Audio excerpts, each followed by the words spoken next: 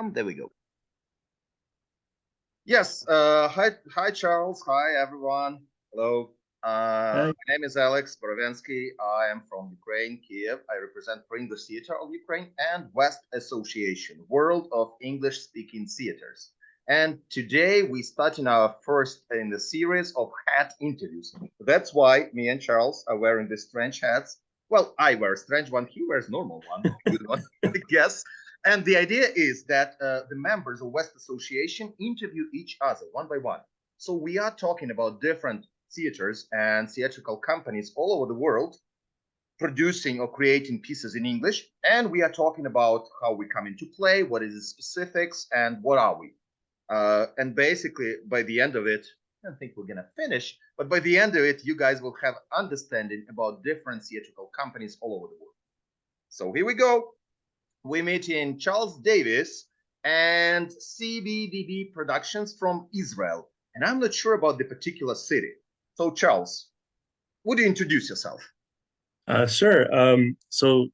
I actually go by CB. That's why CBDB Okay. Productions. But Uh-huh. Got it. yeah. Charles Bryan, and also my Hebrew name Chaim Baruch brings it in, and then the DB is Dena Batya. That's my wife.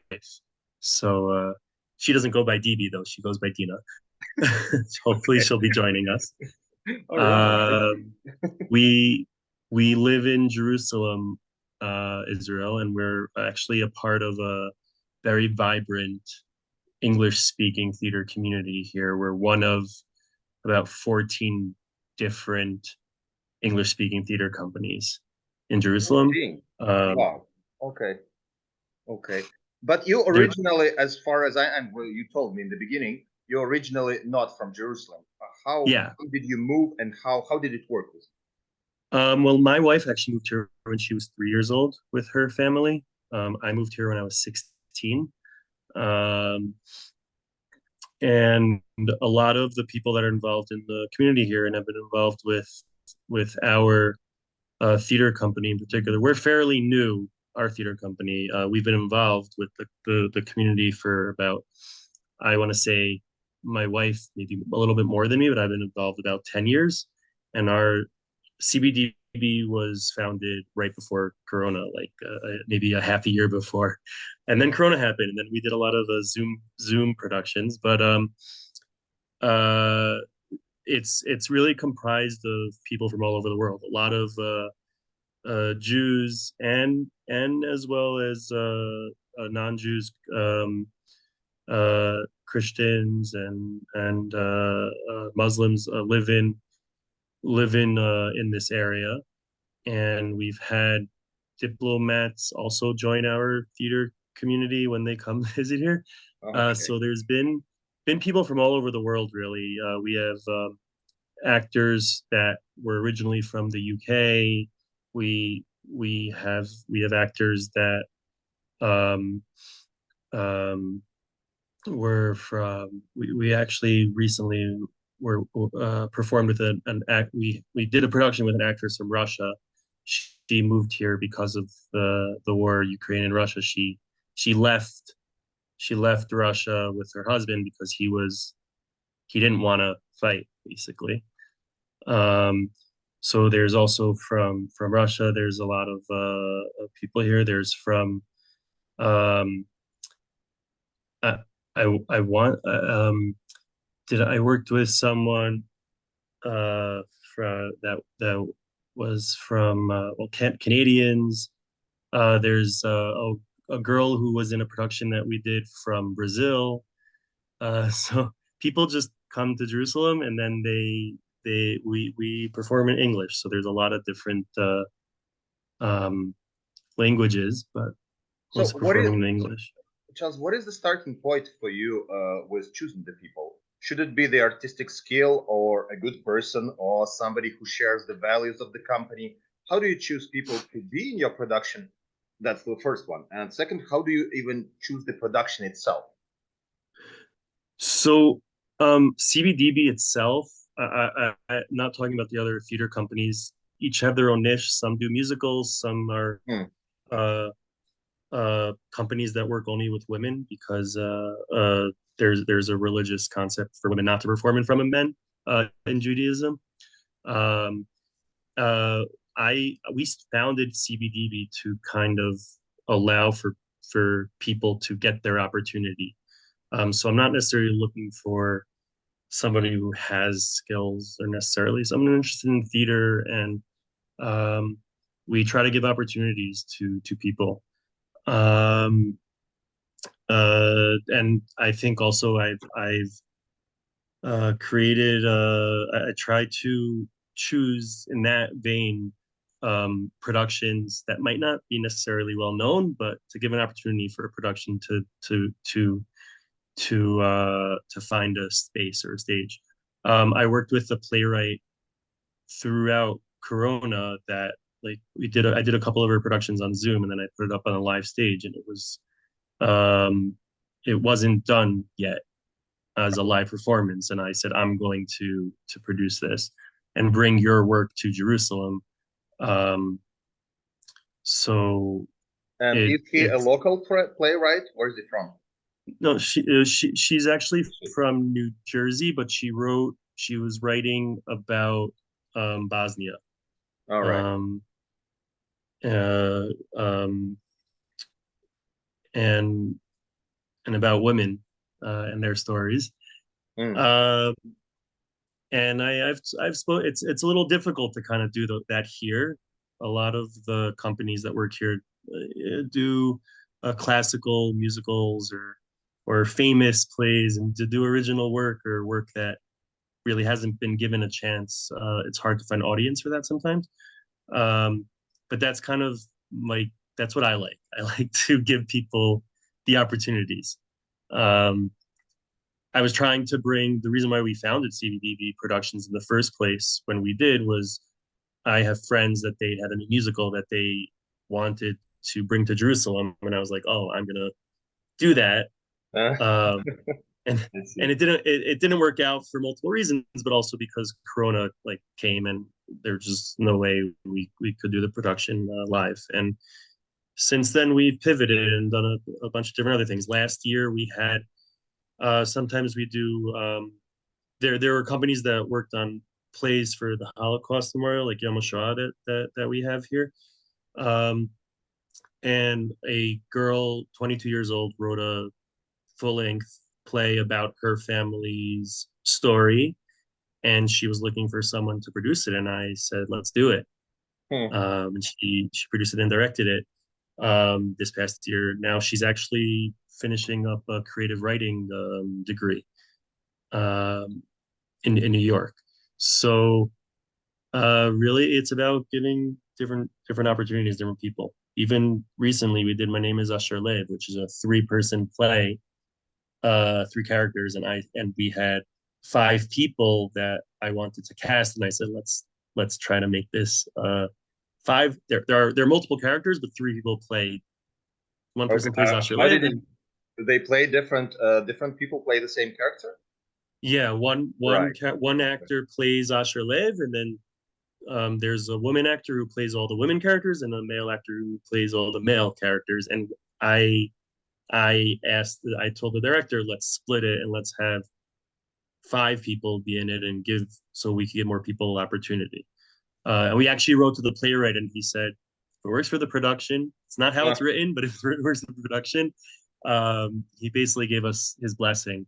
So that's what we did. So very much about the mindset of community and building community through art. Um, so, that's how I see it. uh, well, wow. Honestly, I'm a bit surprised because I did a little bit of research while I checked the website. This one's BDB on WordPress, and I checked the page and everything. And I didn't realize in the beginning that you produce. I thought that you also direct plays. And here's my question: do you? And if not, what is this? Artist satisfaction that you get yourself? What brings you Uh, pleasure in what you do? um, I it tends to be that the companies here you start a production company, usually you're the one that says I'm directing Yeah, yeah, I know. um and That's how I producing. started. Right. Yeah. I personally, um, starting in the community here in Jerusalem, I I felt I wasn't given the opportunity when I asked for it sometimes. So that's also why I founded CBDB. Again, to give people opportunities. So I don't want to necessarily be the one directing all the time. I'll be in the producer's role. I even love lighting, so I've done a lighting. I do lighting for certain plays. For my plays, I've done lighting, but I've given other people opportunities to do that. Um, um, I, I've performed also on stage. I've been an actor. And then I was like, I want to direct, and I directed and I produced in order to be able to direct in a way. Um, uh, but my satisfaction again, I think, is the process with the people. And right currently, I'm working on a project. I also run a youth theater program that's not Cool. part of CBDB, Yeah. called Crossroads Theater Shed, and we just unfortunately we were going to do a project and then it kind of fell through. But I turned to the youth that I was working with and I said, we might not be doing this, but I still want you guys to create something. So let's work as a group to do something. And I think that that's the important part. If you don't like the process, then something's not exactly working well. But the process itself is the is kind of the satisfaction. And then when you see it complete on stage, it's wonderful. Even the Zoom productions that we did, doing the 3 hours of rehearsal on Zoom can be really tiring Yeah. and very but then when you finally get to the actual production of being on Zoom, it's like an hour and a half. And then you have the talkbacks afterwards. Also, just talking about the process is really special. I've added that into a lot of the productions that I do. Even with the youth, I give them the stage to talk about how they felt about the process to the audience. So, um, uh, having a voice, that's why we do. That's some Yeah. storytelling. That's Uh, what we're that's doing. actually also quite interesting because, well, we're in Kiev and we decided that, I guess, after the corona or even before, that discussions after the performance would be the essential part. Sometimes as important as the performance, sometimes more important. But there we mostly want to hear from the audience. Because, well, right now in the times of war, it's very important that people share what they feel about what they got from a production. You never know what triggers them and everything.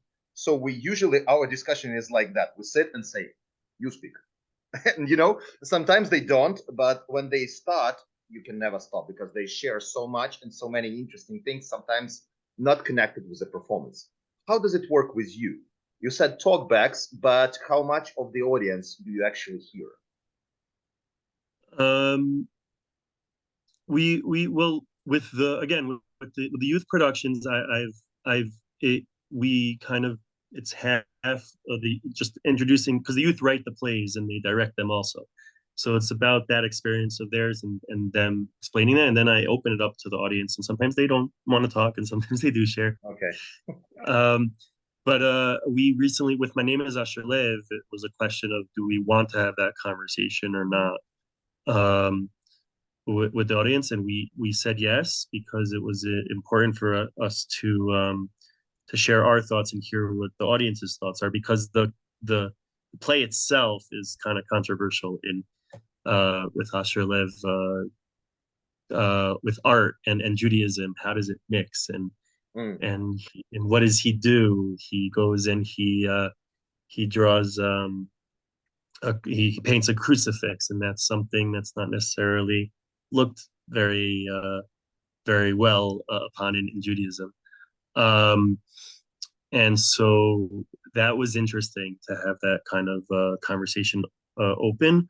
Um, but I like that because what you were saying about the audience participating in a way and hearing what they have to say, because in the end of the day, art is subjective and each audience member is going to have a different opinion. And if we just let them walk out and have those conversations afterwards, um, it doesn't fulfill ourselves as artists. Here's my wife. Hello. Hey there. Hi, Hey, I'm nice Alex. to meet um, you. Nice to, Hi, nice I'm to meet Dina. you. you know. It doesn't fulfill our sense of, I think, because of art, because um, we want to know how people are being affected by it, and somebody might have a different effect than others. I remember the play that we did with After Rome. Um, Someone who actually helps us with um, our managing of the monies and all that. She's from Serbia, and she came to hear the story, and the story was about these women after the war in Kosovo, and how it affected them. And she was saying to us, she said to me afterwards that that was really very powerful for her, because she's seeing something that she didn't really think about in a very long time, but it really spoke to her. Um, and she said that to me personally, but if everyone can hear that in the audience, and then they hear the different perspectives, that's very powerful to me. That's an important piece of what we do. We're not just spitting out something and then no, goodbye, that's it. No, we want to engage and have discussion, and let people continue that discussion afterwards. If I may ask of you, Charles and Dina, do you remember any of this particular moment with the audience reaction? Maybe during the show, maybe in the end of the show. Because me as a director, I have like 4 or 5 moments when the time stops and you like, because the audience does something or doesn't do something. With the audience reaction, was there anything in your recent productions when you felt like, yes, that's that? Mm-hmm. We've done a few actually. My wife was just she just performed in a production as an actress for a different theater company here in Jerusalem. So we just did My Name Is Asher. Oh, right. I think Oh, certainly. I think when we did it, there was a little moment with the crucifixion that we had the mother stand on a chair, and Asherlev kind of was explaining the picture, and the mother and the father were were showing that image in a way, and there was a couple of uh-ohs or ooh or oh really? Oh, I don't know. And I think that was like the one where we're like, this is the play. It's meant to strike you, strike a chord with this audience, particularly that moment. And so I was like, okay, we got the reaction that I don't know if I really wanted that reaction necessarily, but I definitely understood that that was the reaction that we were going to get. And I was like, okay, this is what I was expecting. I I I yeah. I just want to add that in a play like Asher Lev, that people are familiar with it. Many of the people who came to see it were familiar with it because they read the book. Okay. So a lot of them, in a way, expected this and that to happen. Whereas sometimes in other plays, when nobody knows the story and nobody knows what's going to happen, then there could be potentially more of a reaction, because everything is new and everything is surprising. Although maybe I wasn't there that night that happened, but in Asher Lab, like there are a lot of moments where something like very like pivotal happens or something very important for the character, and then you like hear people like or like all kinds of things, like little sounds that people make like as their reactions. There's even I think that the fact that they did read the book and they still react to that's what's great about that's why it's a stage play. That's why it became a stage play, and that's what the stage play is trying to do. It's bringing those emotions out live, instead of reading the book at home and having a reaction at home. Yeah, but then they see it with their own eyes. That's the magic. Yeah. Exactly. Yeah. Yeah. Getting back to this idea, since Dana is here, like I wanted to really ask also. Again, I read at your website that you guys met through theater. Yeah, so I wanted Yeah. to ask if Yeah. you could share this story. That's number one. And number two, how do you actually right now, how do you share it? Do you run the company together? What is the story back then, how it started, and what's the story now? If you could Okay, share this one. I'll start the beginning You of want the me to start? story. Okay, it was I don't know, 11 years ago about. Um, let's see. He was on stage during the show of HMS Pinafore with a company called Encore, and I for a few years before that even had started helping out with makeup, like the stage makeup for that company. And so I was doing makeup for that show, and some older guy who had done his makeup previously, he's like, "Oh, you're cute. He's cute." And he like sat him in my chair, and he's like, "You guys need to meet." I was Okay. actually dating someone else at the time, but it wasn't going to work out. So I don't know. It just like happened. And then I remember him telling me maybe like the next day when I did makeup again, like, "Oh, I noticed you looking at me during the show." Because I was sitting in the first row. So he said, like, I noticed you were looking at me the entire show. um, And but you're like, no, yeah, no, so no, I it's did because his of the makeup. makeup. I did his makeup basically, and that's how we met. Yeah. Wow. We started with makeup, and then now We we're were in doing. two shows together, Yeah. Mm. like both on stage together. Um, but yeah, Singing in the Rain and Cinderella. Yes. But then otherwise it's either I'm performing or doing things backstage, or he's performing or doing things backstage, But or behind the yeah, scenes, whatever. and with the company, it's CBDB itself. I've been like costume consultant, Yeah, and I've helped with makeup and stuff. But most of the shows we've done have been small casts who usually can do their own makeup, yeah. and But costume consultations have gone through me. yeah, Dena works as I'm a designer. she's a fashion designer. So My she, profession. yeah, that's her profession. So she does. I always ask her about the costumes, and Right. she's always consulting about them. Choosing the plays themselves, it's been mostly me. Yeah. I think I mean I went back. I left Israel to go study theater in New York, and actually left Dina. Yeah. We We had had met. broken up for 3 years, Okay. gotten back together. Study. All Yeah, right. I yeah. see. We met in theater 11 years ago, and then like the year after that, I did HMS Pinafore and West Side Story, and I'm like, okay, I have to go study. So I left, but then I came back, and she was assistant director of a play that they needed a role to be cast, and I took on that role, and we started talking again, got back together, and then I realized that we have such a strong theater community here in Jerusalem that I wanted to stay and also to stay with Dina. Um, and we've both just been very, very involved in the theater community since then. We have a lot of friends from the community, and we've been involved. I think between both of us, we've been involved in every And single company. yeah, and we're like the only ones out of the whole community who've been involved in all of them.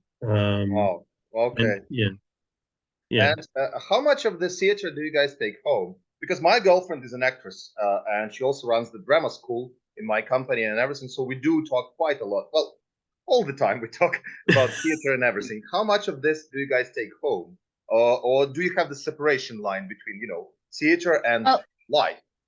we don't really, because that's how we got together. Mm. Many of our friends are from the theater community, people who we see weekly, on the weekends. We have over for parties or go to their parties or whatever. So it has become our life.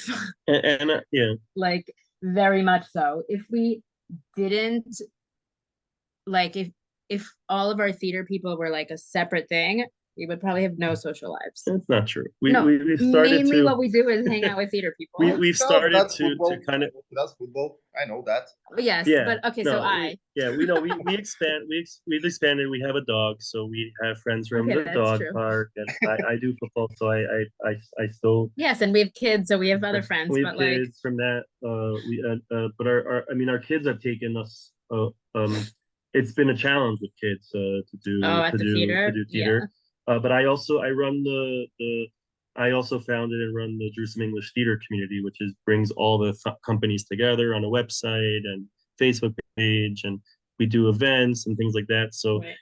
we've made it a I tried to make it a rule at one point that we're not talking about theater because I end up getting into the theater politics, That's which, true. Oh, okay.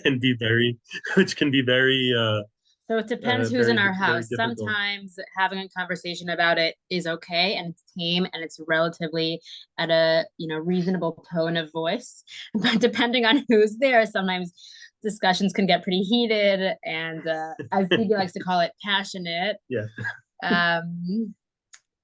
But no, we don't separate theater and life because it's very much one together. And our daughter's picking up on it too. She's very dramatic. It's very dramatic.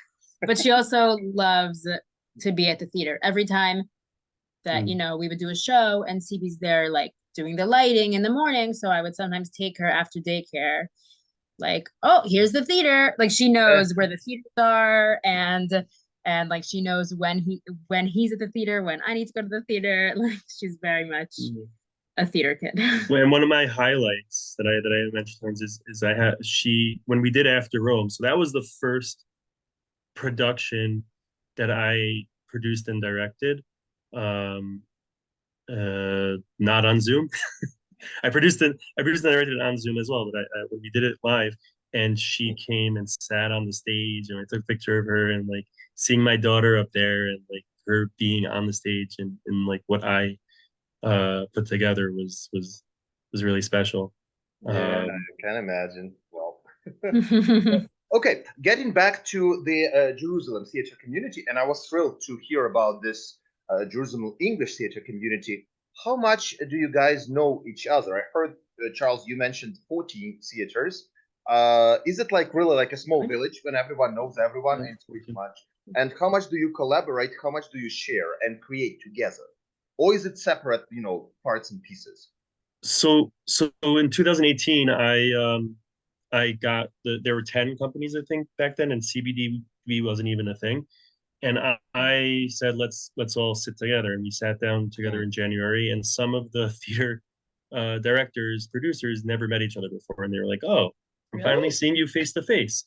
So that was really okay. So that was in 2018. But ever since, we do an annual picnic now that at least 100 or so people come to. Sometimes same face, sometimes none, and that's where companies are given the chance to like announce what they're going to be doing.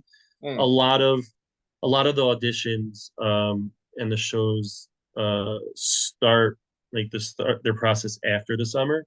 There's one company that does Shakespeare in the summer, but mostly everyone's on vacation or whatnot. So the summer but now this year there's at least youth things. no, 4 youth projects that are happening. Including theater including what I've been doing with my youth theater company. And there is a little bit of collaboration. Somebody's we've talked about doing like an awards ceremony, and we've talked about doing this, but there's also a lot of it's such a small kind of community that they're like, but you can't do that. Right. So there is a lot of competition, but like for example, people have shared costumes between companies. And some actors only do one company's shows, only, no matter what. And other actors can be involved in all of them, and like it's fine for them. And I mean, the directors, I guess, don't really get a say, but no, I mean, I'm still working on it, but it's a thing that like why Jet was formed was to kind of create that when there's 2 shows at once. I mean, when there's a few shows happening the same season and like an actor's in both shows, and that sometimes causes a little bit of there are some companies that friction. play nicer than others, I guess you could Right. say. But there is definitely more of an atmosphere, I think, since we started this thing in 2018. Probably. We get together every half a year. All the theater directors are meeting. Like we just had a meeting, I Mm. think Yeah, 2 2 weeks ago. weeks ago. Mhm. That 90% of the theater directors were there to discuss about our challenges and how our year's been going and what we're looking forward to the future and how and advertising together. Every now and then they share advertisements. Like one company, if they know what show, sometimes they. I always thought before I was a producer that oh, they know what they're doing a year in advance, but you don't always get the rights. Yeah. So some companies they won't share any of their dates. So I encourage them to share what they project that they're going to do, not their show per se, but at least their dates.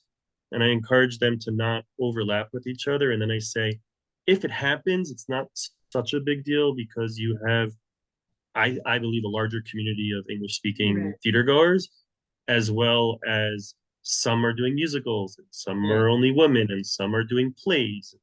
So, like, for example, the youth theater um, projects that are happening this summer.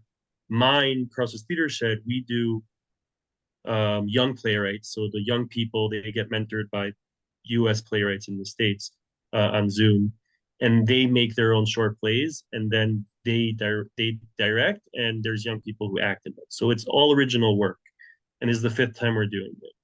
Then there's a Shakespeare. Now there's going to be a Shakespeare youth project.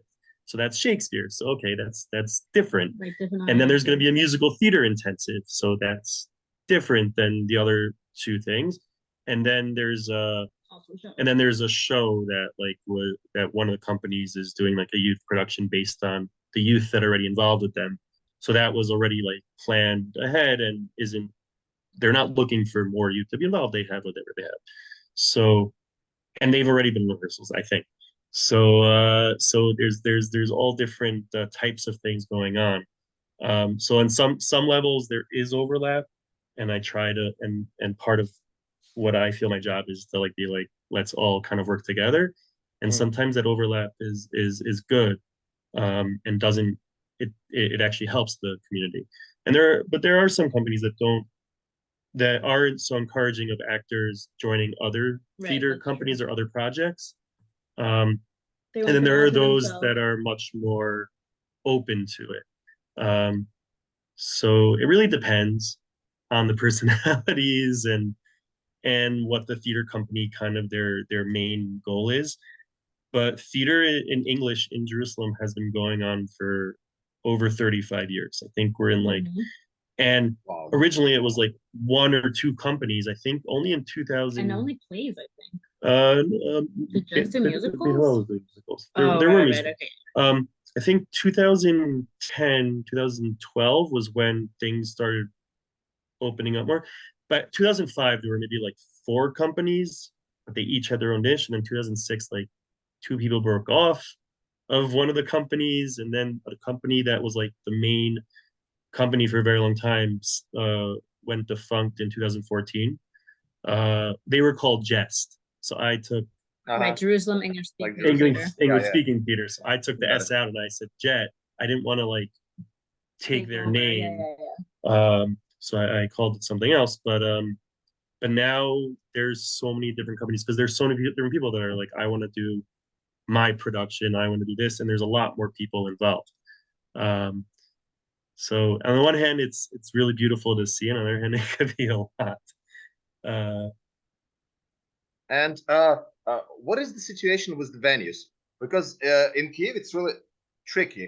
I mean, we have only one artistic center that's kind of shared by independent theaters, and it's like hard to get there and so on. And every theater is trying to get its own space.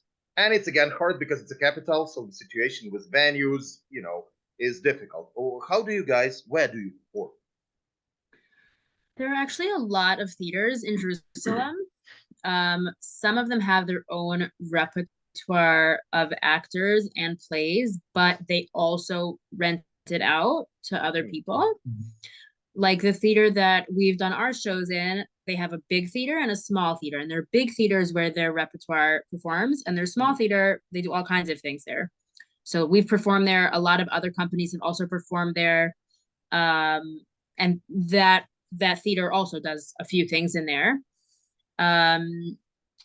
But I would say pre-corona, like before COVID, basically every company had the theater that they used. No, only one company owns their own theater. It's in the Hebrew University in Jerusalem. But everyone else like rents out space, and every company would have, like, you knew this company does it at this theater and this company does it at this theater. But then after COVID, some of the theaters closed or got exorbitantly expensive.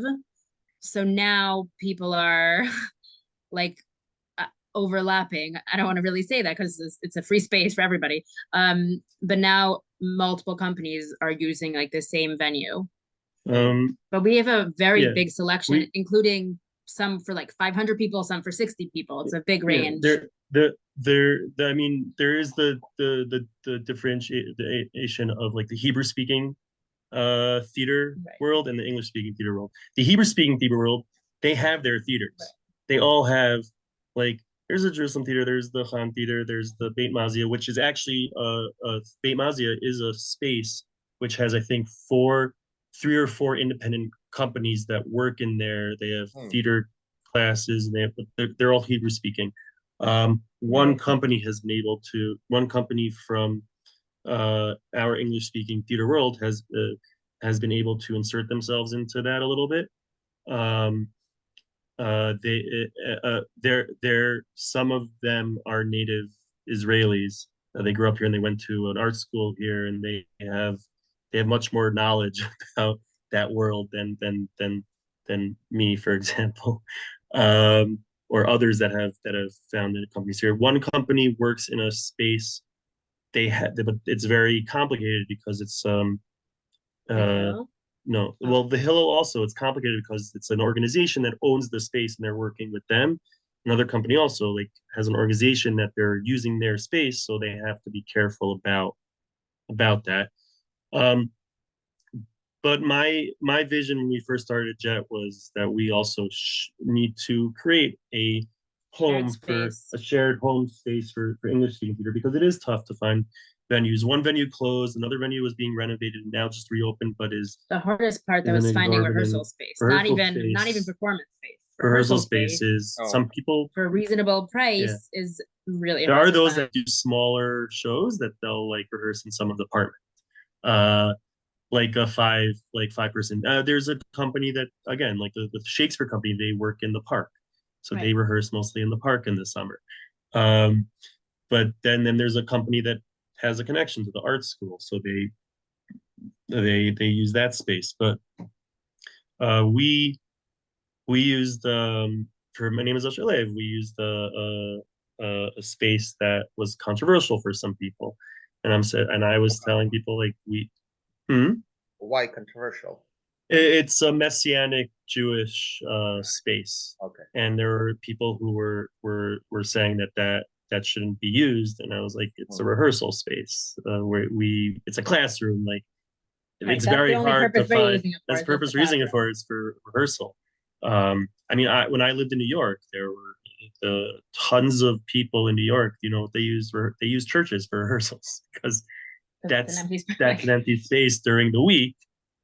They go on Sunday, but other than that, like, it's not being used for anything else. And also here, there are companies that have used synagogues or the basements of synagogues for rehearsals, or elderly homes. People have found wherever they can find a connection, they'll use that. They'll use that a space. There is one theater that is closed down. It was like the building, it has been no, Pargod. That the building was kind of like marked off to be changed to something else, or it was too dangerous to work in there. But then it just closed. So it hasn't been open for like 15, 20 years or so. And people have said, oh, go there and use that. And it's also, again, we're the capital, like you said.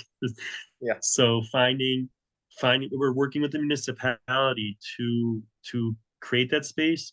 It's possible. I haven't really touch that much. There have been people who haven't spoken about it. There's somebody who's in architect school that like is kind of doing a project where he's kind of developing based on the community's answers to him, a space that is kind of theoretical.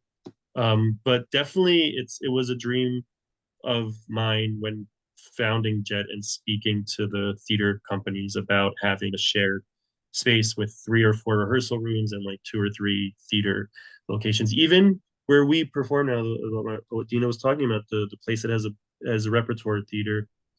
Sometimes you can get their big space, but it's really difficult to get it all in like one blotch of time, like 3 days or so. And the small space, there's now 5 English speaking theater companies Right. So it's also getting a that little bit want to more use that space. So difficult. it's getting crowded. Like I wanted to do my youth theater production at a certain time, and then I found out that somebody else took that time slot. So I had to move the time, and it causes I could have looked for a new space, but I like that You chose space. Yeah. I can understand how it works.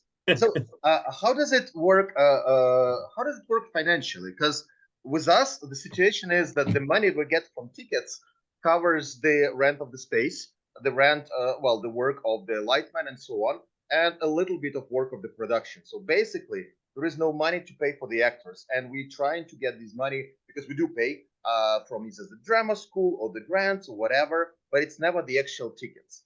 How does it work with you guys, financial wise? Same problem. Same. I mean, it's an interesting problem. Mm. There's one company at one point said everyone shouldn't get paid. It's community theater. There should be everybody, even Right. the Everybody should musicians. volunteer. But here, the musicals specifically, they have a big money issue because no musician wants to do it for free. Mm.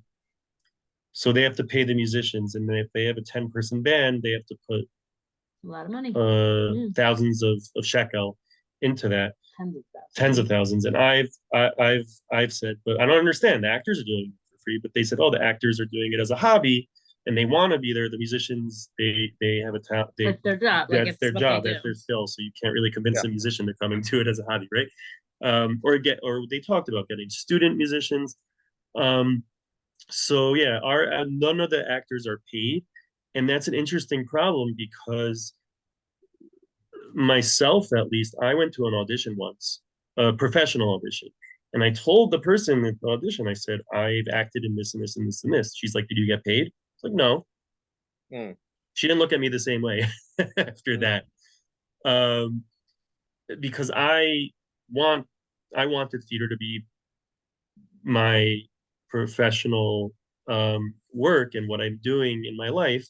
And even if I'm going on stage for free, I'm still putting work into it.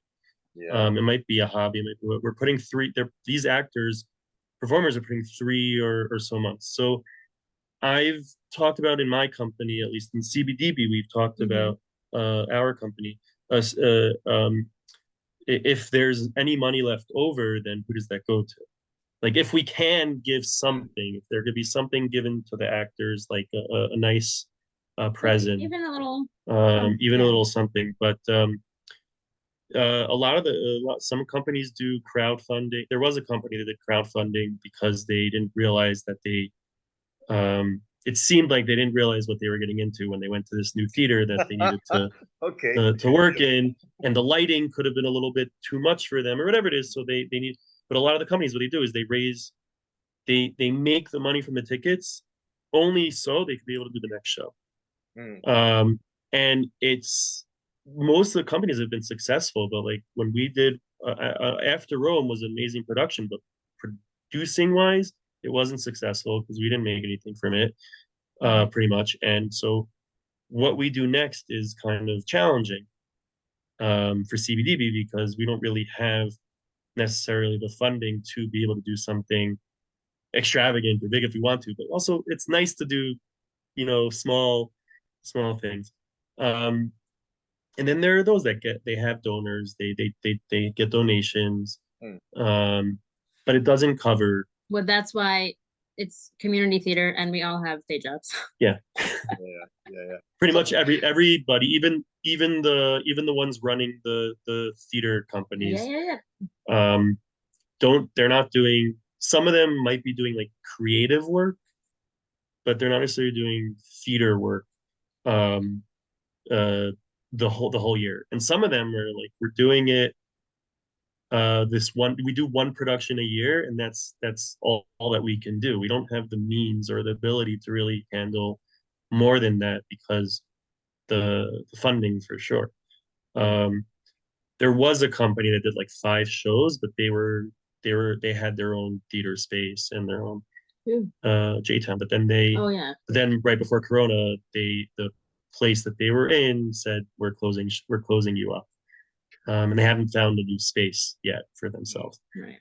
Um, so and so I mean, My Name is Australia was a big success, but we also got the funding from somewhere else, so that funding didn't really come directly to us. So it's uh it's a always challenge. it's always a challenge.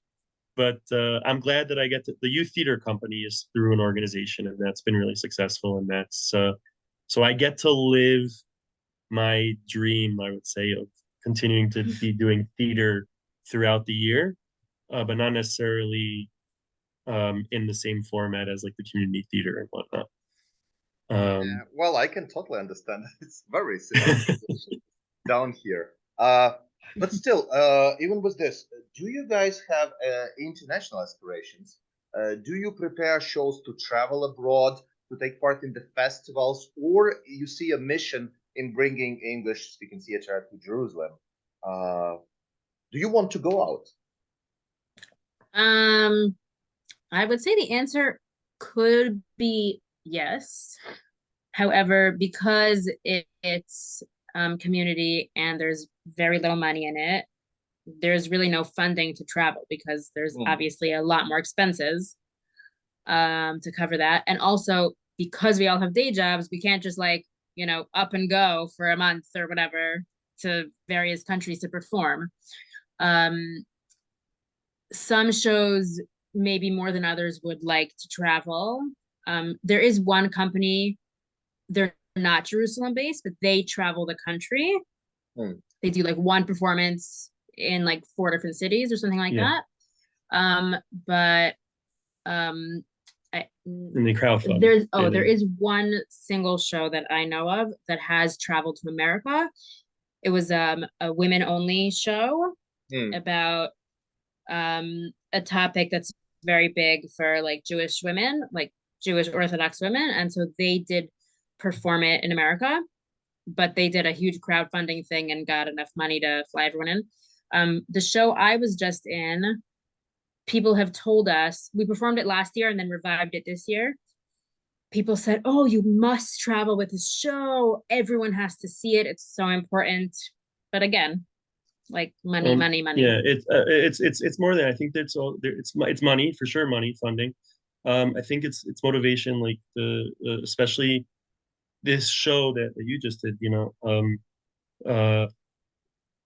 Sometimes, as I said before, there's only a headspace for like one project because if you're producing and directing your projects, which a lot of these companies do, then that person who like we wanted to do My Name is Usher Live again, but then it's also timing. Like do we have the mindset to do that when we're working on another project now? Can you do 5 projects in a row or like 5 projects all at the same time? You can't be in every place at once. A lot of the companies also get rights for, again, classics or musicals, like famous musicals, and those shows can't travel because they're specifically for that time. You need to get like you need to get special rights to go tour. There's not a lot of original work that's created here. There's so that women's show was original. That women's show was. And there have been companies that travel to different places in Israel, not just in Jerusalem, but a lot of them have stopped because it's logistically difficult, time wise, and just bringing the stuff to different places, money wise. But I think one of the biggest things is it's the original work kind of thing, like the rights.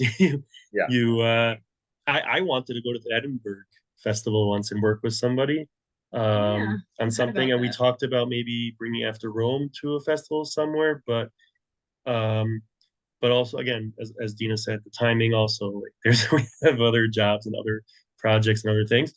Um, uh, though there's always that chance of something being done here that travels. I know that here, like even Jet was also again one of my founding principles of it was to create a footprint of English speaking theater in Jerusalem that would allow for other artists to come and be a part of what we do here and bring their shows to Jerusalem. So um, growing that is it would be special to me. That's why I worked really closely with After Rome. Yasmin Rana wrote it. Like I was like, you're gonna come to Israel and see your show up in Jerusalem. She wasn't able to make it in the end, but it was very special for her to have her production here. And there's been one or two companies that invited the playwright uh, um, to come to Jerusalem and see the show and have a conversation. Right. Um, I I had a playwright come, but that was like he works one of the mentors from the youth Mm. production from the youth company. He came to he was in Jerusalem, he happened to be in Jerusalem, and I invited him to come see what we were doing. So I believe that there is room for collaboration for some companies and some again some people, some personalities, but there are companies that their interests are just to do one show a year or they just don't have the means to really think about going international or something like that. There is one company that did do In the Heights, I was in and that too. Dina was in that, Oh, and Well, they 6 months pregnant. while 6 months pregnant, uh, so our kid was also in the show. But what about it? There okay. Lin Manuel Miranda published a book about In the Heights and there's a Like around the world. that's there's a chapter that talks about around the world and the Mhm. company's production they're featured in that, like one of their so in little ways we do get out Very little. there.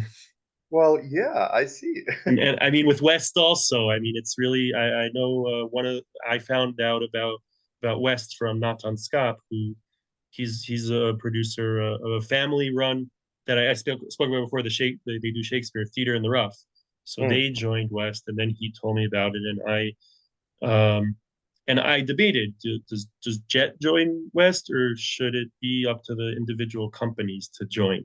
So CBDB is part of West, but the other companies again they have their own considerations and stuff like that. Yeah, well, technically, talking about the West, everybody can join because we do not limit to individual companies. Associations can join as well. Communities can Mhm. join.